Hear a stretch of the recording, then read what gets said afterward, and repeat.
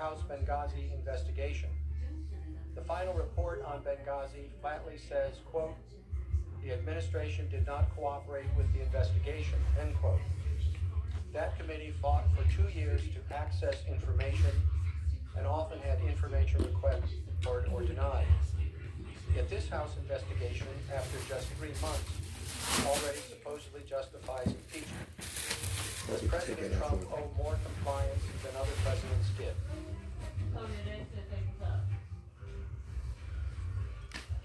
Thank you. Thank you, Mr. Chief Justice. Part of what we're seeing, I believe, is a kind of a twofold attack or approach. We just saw a citation to 2 district court opinions, as if the final arbiter of an issue of this magnitude is going to be the district court, or for that matter, the Court of Appeals. You're right. It's going to be the Supreme Court of the United States if it goes in that direction.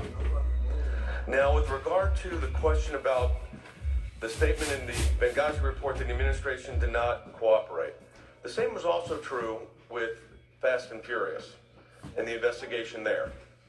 And in that particular investigation, it reached such a significant point that members of the House determined that the then Attorney General of the United States should be held in contempt. Now, President Obama exercised executive privilege over documents and testimony related to Fast and Furious. The constitutional process was followed. Now, I'm not the one that makes the decision whether that was privileged or not privileged. If there was going to be a challenge, it would have been adjudicated. But the fact of the matter is, at least 10 times tonight, managership has said, we have complete confidence in the Chief Justice, ignoring the fact that it's not his call. And I mean that with all sincerity, since you're making fun of people that are saying with due respect. That's not the way it's set up. Now, you could agree to anything. Sure, you can negotiate that all the witnesses that'll be called will be the witnesses they requested. Or you can negotiate that, well, since they had 17 and we had none, we get 17 and they get 4. All kind of things to be negotiated under their view. But this is brought to you by the managers who have an overwhelming case that they proved over and over again. That's what they say. They proved it. It's overwhelming. It's incredible. We were able to put it together in a record amount of time.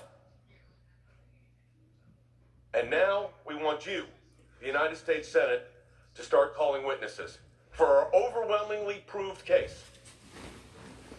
I would just lay this down if we're negotiating. Why don't we just go to closing arguments, see what this body decides?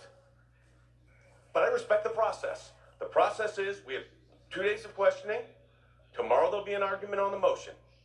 There'll be a decision on the motion, and that's the system that's in place. That's the system we should follow. But this idea that 2 district court judges have decided an issue of this magnitude, and that is now the determination, they wouldn't accept it if they were in our position. They would say, well, the district court decided, so that's going to be it. So I think when we have to look at what's really at stake, these are really significant issues.